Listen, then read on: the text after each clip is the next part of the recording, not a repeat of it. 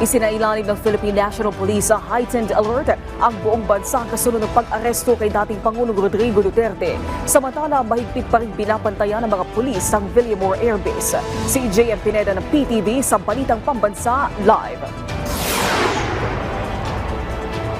Naomi, matapos nga umalis ng eroplanong Lulan si dating Pangulong Rodrigo Duterte, ay binabantayan pa rin ng Philippine National Police ang labas ng Villamor Air Base dahil na rin sa mga ginawang pagtitipon ng mga tao sa labas ng paliparan.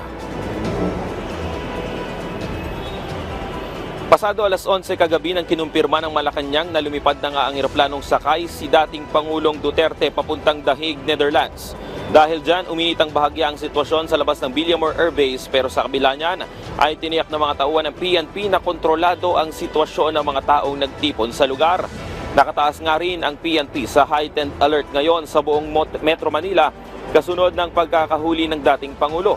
Dumating rin sa Gate 5 ng Villamor Air Base ang isa sa mga tumatayong abogado ni Duterte na si Attorney Israelito Torion.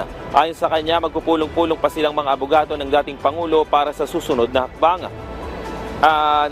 Nauna na nga nagpunta si Torion sa Korte Suprema kagabi para hingin ang kopya ng Temporary Restraining Order o TRO, pero wala silang naabutan sa tanggapan.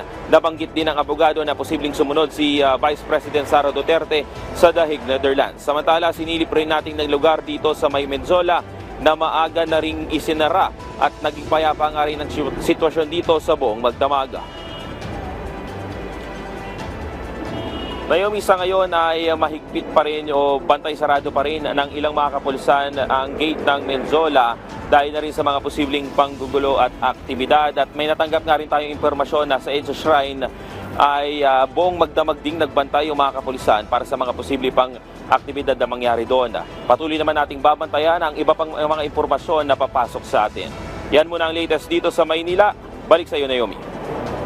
Maraming salamat, JM Pineda.